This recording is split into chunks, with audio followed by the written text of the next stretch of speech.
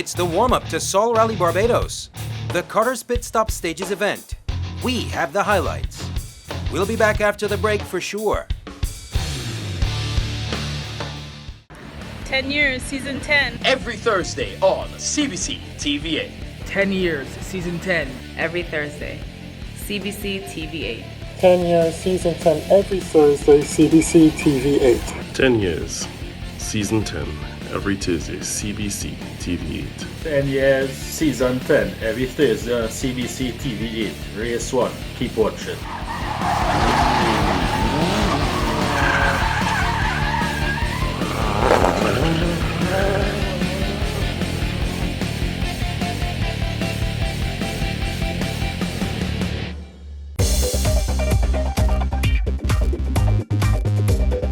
Welcome to Race 1's 10th anniversary season.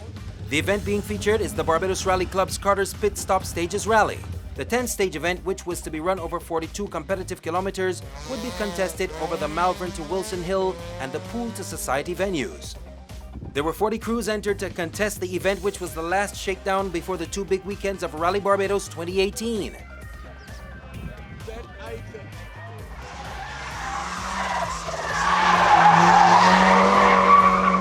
And guess who's back? Yeah, Trevor Electric Micey Manning. Well, kinda. Manning was car zero for the event as he slid his Mitsubishi Lancer Turbo through the stages to clear the way for the competitors. Trevor Manning, you're out as car zero. How's it going for you? Well, so far so good. Perfectly, really. Basically today was just trying to settle her in, and we had some overheating issues. So I was mainly just trying to make sure the temperature is good. We're running low boost. It's a smaller engine in it right now, but mainly it was just coming out today and just settling the car in, and so far so good. The temperature's holding well, and Sam, my navigator, is my son navigating for me, so he's learning as well too. So it's good learning experience, but so far so good, well settled. Any plans for future events in it? Well, one step at a time, we still got some stuff to do with it, but it's sort of like the show car that comes out every now and then, But this event, the stages were smooth in this, and we decided then, to bring it out. I'm not sure about Rally Barbados because some of the roads that I've seen are atrocious, so I don't know. I'll have to wait a little sooner and see what roads they're running and see what happens. But just now is just to get through today and enjoy being back out.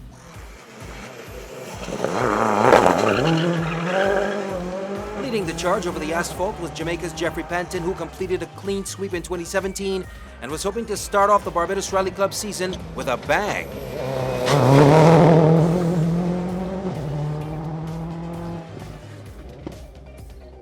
How's it going for you so far? So far, all is good. No real problems with the car, and the car feels good handling as well. First stage this morning was quite wet from rain, and the last stage a while ago was also wet from rain. But I think we're a bit used to it after the monsoon we went through last November here, so all is good. The wet and the dry, is it tricky? Yeah, it's very tricky. That's always tricky here, especially this last one now because it just drizzled, so it was like a mixture. So it was, you had to pick which corners that you were going to push on and which ones you weren't, so it was a little difficult. In the opening test, Penton with regular co-driver Michael Fennell Jr. in the Ford Focus was not the quickest over the stage. With Penton not the fastest, one may have thought it would be local driver Roger the Sheriff Skeet that would have been the likely candidate for the victory over the first stage. But Skeet was second on the first stage before the S12B Subaru Impreza developed a problem on the second run, which was the 4.2 kilometer long Pool to Society stage. The UK's Rob Swan found himself about 2 seconds off the Stage 1 winner before finding his groove and climbing the standings from 6th place into the top 3 by the end of the second stage. Finishing second in stages 2 and 3, Swan then nipped just ahead of Penton to win stage 4 by a mere split second.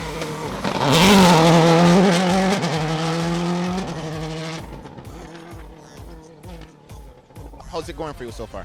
Yeah, it's going really good. It's good to be back in the car, and gearbox is back in and all seems to be good. So yeah, driver just needs to get a little bit more seat time. It was a shame I missed the driving last time we were here with the problem with the gearbox. So it's taken a little while to get used to the car, going to get back into rally mode. But yeah, I'm happy enough. How are the conditions treating you? They've been a bit tricky. At stage 1 it rained on the start line and it was slippy off, most of the way through the stage. 2 and 3 were good. 4 was actually driving. This stage now again, Malvern stage 5, it rained on the start line again, and I probably was a bit too cautious. I think we've dropped a couple of seconds to Geoffrey there. So. Roger Hill started off conservatively and found himself outside the top 10 in his iconic Toyota Corolla. With his work cut out, Hill with co-driver Grim Gittins began to claw their way back up the standings and were fourth by the lunch hold, but over 30 seconds adrift of the leader.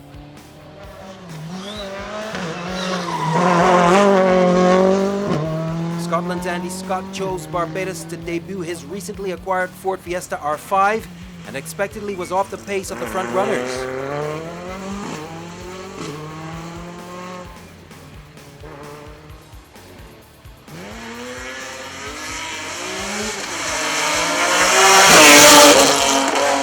Brett Watson with Bradley Weeks in the co-driver's seat of a sweet-sounding BMW M3 were letting it hang out as they chased the top 5.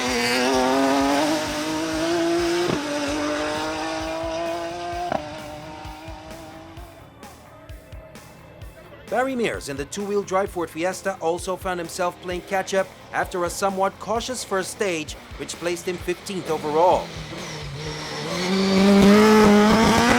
An immediate response on stage 2 saw him finishing 4th on the stage and rocketing to 8th overall. Some consistent times over the 5 stages kept him in striking distance of 7th place. After the opening 2 stages, Dane Skeep found his groove. Fastest two-wheel drive on stages 3 and 4, which was also 3rd fastest overall, saw him climb the standings to as high as 4th overall before slipping to 6th by the lunch hold. Some out-of-season upgrades to the Subaru Impreza have now placed Andrew Malalou in Group A up from Group N, previously as he was 10th overall by the lunch hold. But no one had a start like Darrell Clark, carving his way through the opening stage like a hot knife through butter. Clark beat everyone. Yes, everyone on the stage to record the fastest time. The 2016 champion driver has done some work on the Honda Civic in the off-season, and it has seemingly paid off as he was almost a full second faster than the World Rally car of 2017 champion driver Geoffrey Penton. Darrell Clark, you're absolutely flying. Tell us, how's it going for you? Man, I've had a real good morning actually. I came out and won the first stage overall, which was very surprising. It was a little bit damp in the beginning of the stage, so I guess that's where I got with 4-wheel drives. After then, I was still posting fastest 2-wheel drive times over the beginning of the morning, so I lost a few seconds in the 3rd stage, I think, or the 4th stage, because we ran low on gas and it was fuel starving. It was my fault. So I gotta say, I still believe I'm on top of the 2-wheel drive right now at lunch, so we gotta wait and see, but I'm happy. The car is working well. Tell us, there must be something new. What's different this year? All I did was change the engine. The car is the same car, the suspension, everything, nothing has changed, but I've gone from 2 litre to 2.4, and I've gone up a class as well too. So in terms of the conditions, we heard you talk about the wet and dry. How tricky is it? Very tricky, especially for a front-wheel drive car, because that's what propels the car and steers it. So just now it rained again, and I lost all traction in some areas, and I was scared myself. So I don't know what times the other guys did, but we'll see what happens.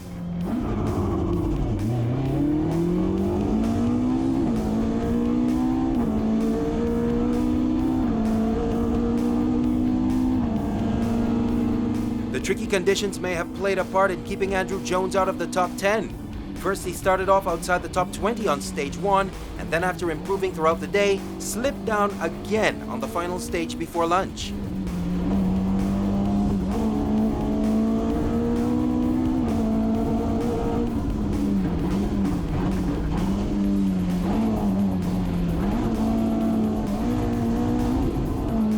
We're on board with Andrew Jones with his wife Lindsay Pilkington calling the pace notes. It seems as though his onboard camera mount is slack. A bit of movement from the camera. Jonesy mentioned he tossed the car around a bit, giving the crowd some sideways action. He said he needed to do that so he would not forget how to do it. We certainly don't think he forgot.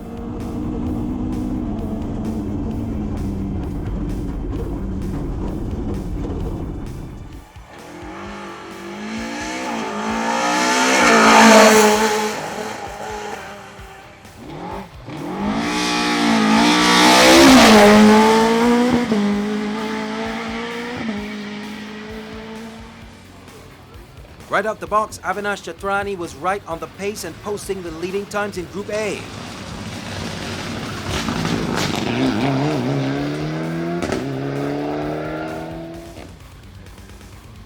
Trinidad and Tobago's David Coelho was in hot pursuit of Chatrani, and the two traded times over the next 5 stages, and it was Coelho with a narrow edge at the lunch stop of less than 1 second. Logan Watson in the BMW M3 had a good start to the 10-stage rally, as he was immediately inside the top 10. With some consistent times over the first 5 stages, he was 11th overall by the lunch halt. Greg Cozier in his historic 2-class Ford Escort always kept the crowd jumping as he mixes the spectacular with speed.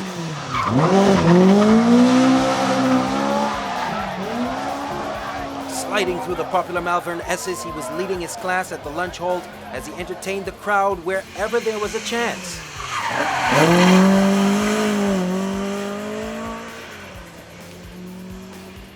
Turks and Caicos' Paul Horton was turning in some good times before they met the rain on stage 5. Despite this, they were second in Modified 2 and setting their sights on the class leader, who was about 10 seconds up on them.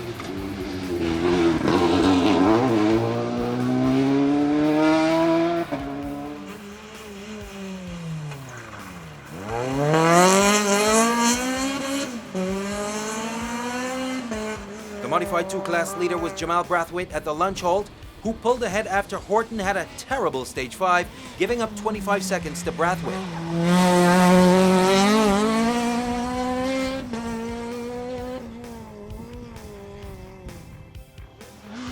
Jeremy Gonzalez faced some changing conditions with the weather during the day, with some wet and dry stages. Turks and Caicos' Stan Hartling and Andy Proudfoot met with this wet surface, which they managed to survive. However, their rally came to an end on stage 9.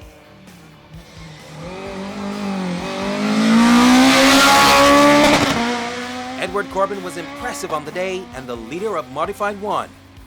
After running second in historic 2 class, Wayne Archer was looking on course for an overall finish in his BMW. Competing in Group B, Jonathan Still was having a whole lot of fun in his BMW M3, despite not being classified as an overall finisher.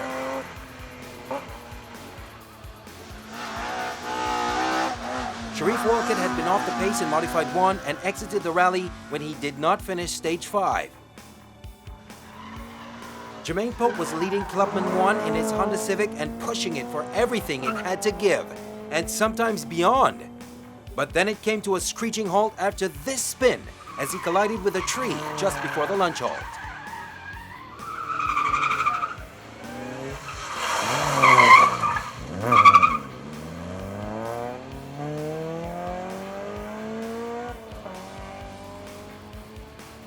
Tough luck, Pope. Tell us what happened. Well, you know rallying. You try to push your limits and then you get stuck by a palm tree, in my case. But your car was feeling good, man. Your team worked well. First, I must say thanks to all my sponsors for helping me out. But the plan now is to pull it down and be ready for Rally Barbados. Well, all the best. Thank you. Winston Thompson's rally came to a grinding stop 2 stages before the end. Paul Linus turned in consistent times to finish 3rd in Modified 1.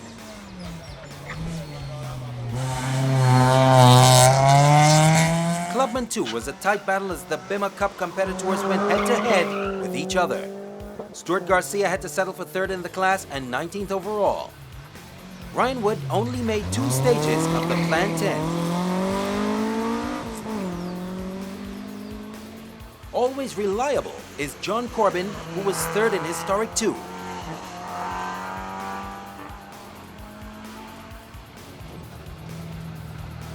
Halfway there, 5 stages down, and it was time to catch up with some of the drivers to see how it went.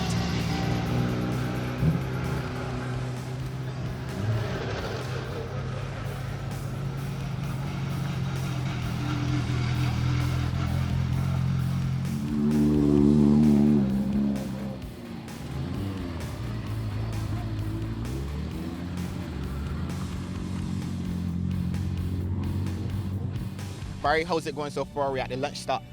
Yeah, not bad. Happy how the car's handling a lot better than it was before. It's been some challenging stages because they've been wet, dry, and the last run was wet. So I'm a bit slower than the guys on the wet. But yeah, I'm happy with how the car's gone. So plans for after lunch? Flat out, and hope it's dry. Well, all the best. Thank you. Dansky, we heard a lunch stop. How's it going for you so far? Oh, it's been a rough start back with this car, man. We had some issues with the brakes binding in the first two stages, holding us back and overheating brakes and whatnot. And then the rain really is not helping the situation. How was the conditions? We heard it's been wet and dry. Man, it's quite tricky, especially through Malvern. Under the trees is like ice. So trying to navigate that has been difficult.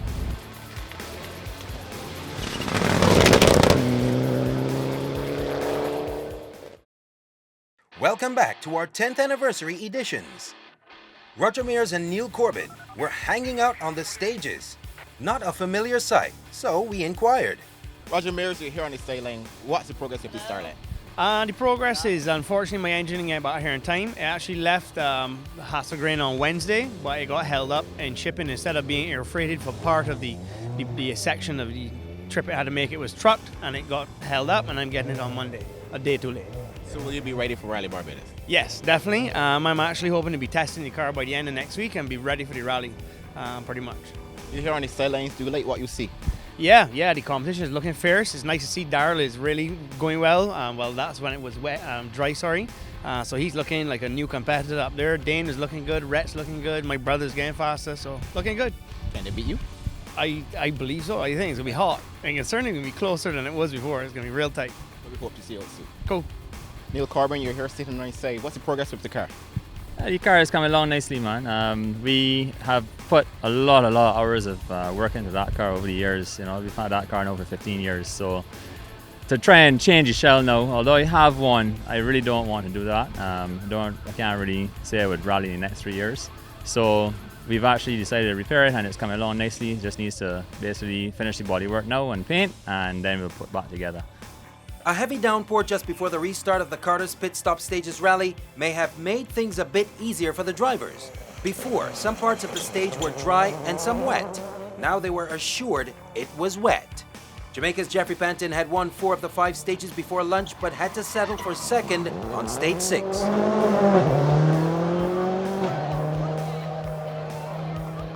Hoping to catch him was the UK's Rob Swan, who was the fastest over stage 6, but only managed to claw but mere split seconds in winning the stage. Penton responded by winning the next 2 stages to keep the margin of his lead intact.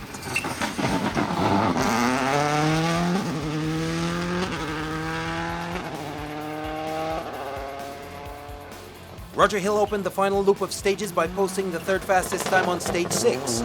This saw him move from 4th to 3rd in the overall standings as well.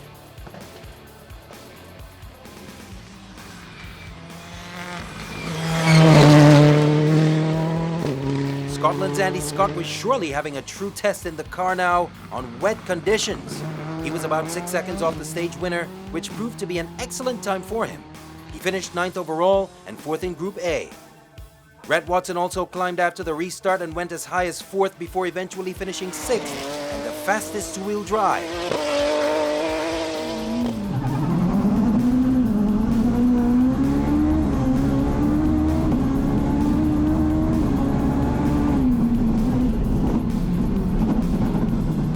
The rain did not help Barry Mears as he slipped from 8th at the lunch halt to 10th after stages 6 and 7.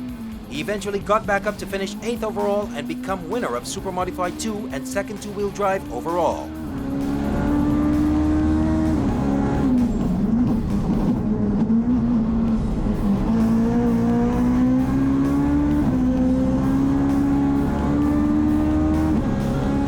Barry Mears looked calm and cool behind the wheel of the Ford Fiesta, having to utilize all 6 gears on this stretch of road. Check out his right hand to the bottom right of the screen. That's where the gear changes are taking place. Fast finger movements.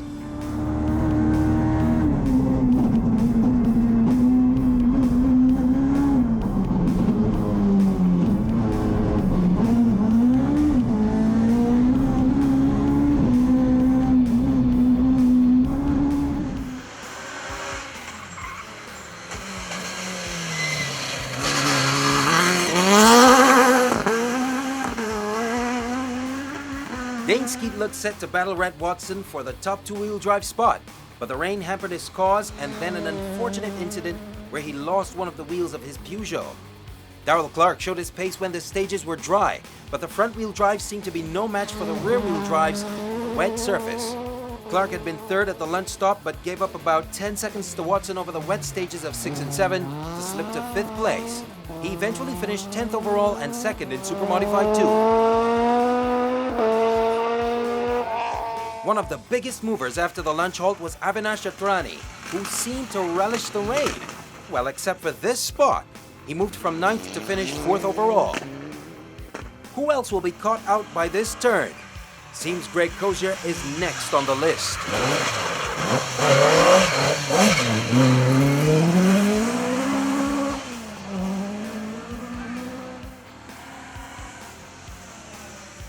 Will Paul Innes make it? I guess not.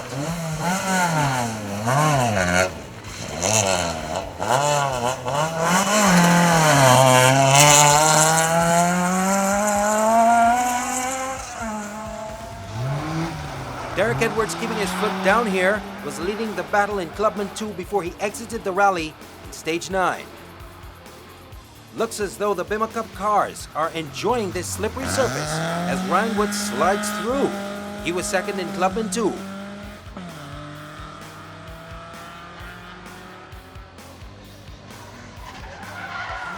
Talk about a close call. Wayne Archer gets the back wheels of the BMW onto the grass, but manages to save it. Luke Kozier finished 5th in Clubman 2.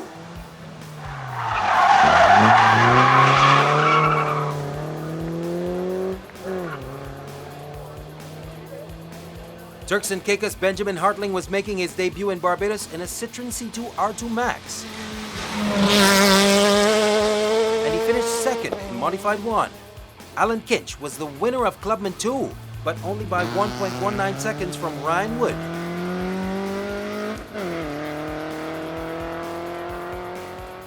Spencer Hutchinson was 4th in Clubman 2.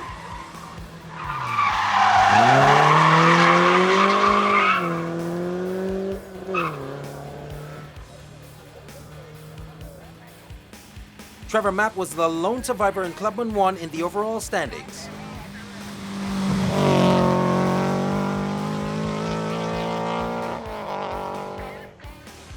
At the end of it all, Roger Hill and Graham Giddens finished 3rd overall, a minute adrift of the eventual winner.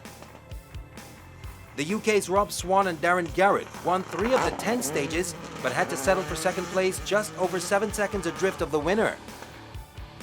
Jamaica's Geoffrey Penton and Michael Fennell Jr. won 6 of the 10 stages to capture victory in the Carter's Pitstop Stages Rally. Congratulations! This team seems unstoppable. Next time on Race 1, we talk more motorsport